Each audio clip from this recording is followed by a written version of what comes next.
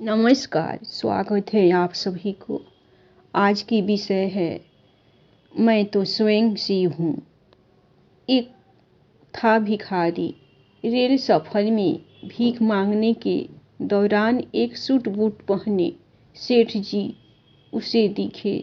उसने सोचा कि यह व्यक्ति बहुत अमीर लगता है, इससे भीख मांगने पर यह मुझे जरूर अच्छे पैसे देगा। वह उस सेठ से भीख मांगने लगा। भिखारी को देखकर उस सेठ ने कहा, तुम हमेशा मांगते ही हो, क्या कभी किसी को कुछ देते भी हो? भिखारी बोला, साहब मैं तो भिखारी हूँ, हमेशा लोगों से मांगता ही रहता हूँ। मेरी इतनी औकात कहाँ कि किसी को कुछ दे सकूँ। सेठ जब किसी को कुछ दे नहीं सकते तो तुम्हें मांगने का भी कोई हक नहीं है। मैं एक व्यापारी हूँ और लेन देन में ही विश्वास करता हूँ। अगर तुम्हारे पास मुझे कुछ देने को हो तभी मैं तुम्हें बदले में कुछ दे सकता हूँ। तभी वह स्टेशन आ गया जहाँ पर उस सेठ को उतरना था। वह ट्रेन से उतरा और चला गया। इधर भिखारी सेठ की कही गई बात के बारे में सोचने लगा। सेठ के द्वारा कही गई बात उस भिखारी के दिल में उतर गई। वह सोचने लगा कि शायद मुझे भीख में अधिक पैसा इसलिए नहीं मिलता क्योंकि मैं उसके बदले में किसी को कुछ दे नहीं पाता हूँ। लेकिन मैं तो भिखारी हूँ, किसी को कुछ देने लायक भी नहीं हूँ। लेकिन कब तक मैं लोगों को बिना कुछ दिए केवल मांगता ही रहूँगा? बहुत सोचने के बाद भिखारी ने निर्णय किया कि जो भी व्यक्ति उसे भीख देगा तो उसके बदले में वह भी उस व्यक्ति को कुछ जरूर देगा। लेकिन अब उसके दिमाग में यह प्रश्न चल रहा था कि वह खुद भिखारी है तो भीख के बदले में वह दूसरों को क्या दे सकता। इस बात को सोचते हुए दिन भर गुजरा, लेकिन उसे अपने प्रश्न का कोई उत्तर नहीं मिला। दूसरे दिन जब वह स्टेशन के पास बैठा हुआ था तभी उसकी नज़र कुछ फूलों पर पड़ी जो स्टेशन के आसपास के पौधों पर खिल रहे थे। उसने सोचा, क्यों न मैं लोगों को भीख के बदले कुछ फूल दे दिया करूं। उसको अपना यह विचार अच्छा लगा और उसने वहां से कुछ फूल तोड़ लिए। वह ट्रेन में भीख मांगने पहुंचा। जब भी कोई उसे भीख देता तो उसके बदले में वह भीख देने वाले को कुछ फूल दे देता। उन फूलों को लोग खुश होकर अपने पास रख लेते थे और भिखारी रोज फूल तोड़ता और भीख के बदले में उन फूलों को लोगों में बांट देता था। कुछ ही दिनों में उसने महसूस किया कि अब उसे बहुत अधिक लोग भीख देने लगे हैं। वह स्टेशन के पास के सभी फूलों को तोड़ लाता था। जब तक उसके पास फूल रहते थे तब तक उसे बहुत से लोग भीख देते थे, लेकिन जब फूल बांटते बांटते खत्म हो जाते तो उसे भीख भी नहीं मिलती थी। अब रोज ऐसा ही चलता रहा। एक दिन जब वह भीख मांग रहा था तो उसने देखा कि वहीं सेठ ट्रेन में बैठे हैं, जिसकी वजह से उसे भीख के बदले फूल देने की प्रेरणा मिली थी।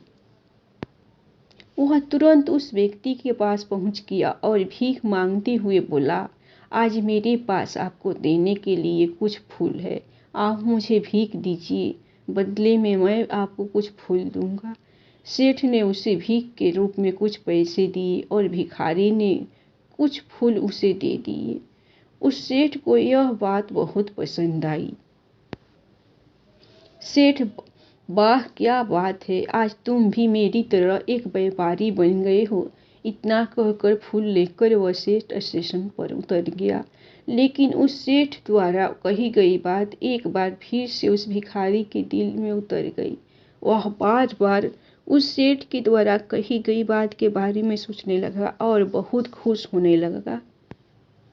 उसकी आंखें अब चमकने लगी। उसे लगने लगा कि अब उसके हाथ सफलता की वह चाबी लग गई है जिसके द्वारा वह अपने जीवन को बदल सकता है। वह तुरंत ट्रेन से नीचे उतरा और उत्साहित होकर बहुत तेज आवाज में ऊपर आसमान की ओर देखकर बोला, मैं भिखारी नहीं हूँ, मैं तो एक व्यापारी हूँ।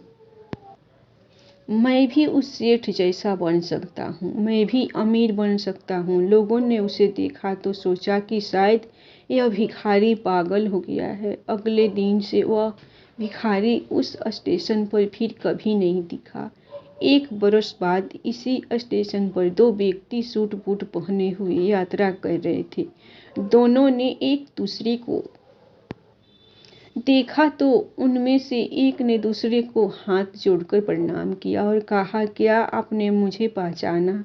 सेठ, नहीं तो शायद हम लोग पहली बार मिल रहे हैं। भिखारी, सेठ जी आप याद कीजिए, हम पहली बार नहीं बल्कि तीसरी बार मिल रहे हैं।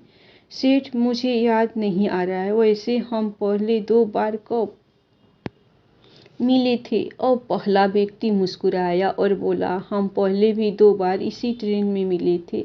मैं वही भिखारी हूँ जिसको आपने पहली बार मुलाकात में बताया कि मुझे जीवन में क्या करना चाहिए, और दूसरी मुलाकात में बताया कि मैं वास्तव में कौन हूँ। नतीजा यह निकला कि आज मैं फूलों का एक बहुत बड़ा व्यापारी हूँ और इसी व्यापार के काम से दूसरे शहर जा रहा हूँ। आपने मुझे पहली मुलाकात में प्रकृति का नियम बताया था, जिसके अनुसार हमें तभी कुछ मिलता है जब हम कुछ देते हैं। लेन देन का यह नियम वास्तव में काम करता है। मैंने यह बहुत अच्छी तरह महसूस किया है, लेकिन मैं खुद को हमेशा भिखारी ही समझता रहा।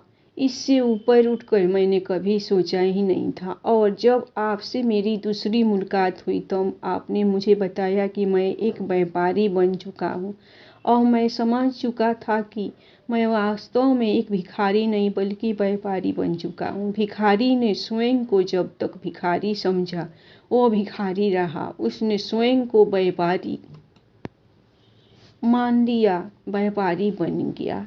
धन्यवाद। आप लोगों को ये भिखारी और व्यापारी की कहानी पसंद आए तो आप लोग लाइक सब्सक्राइब दिल खोल कर जरूर कीजिए। जय श्री राम।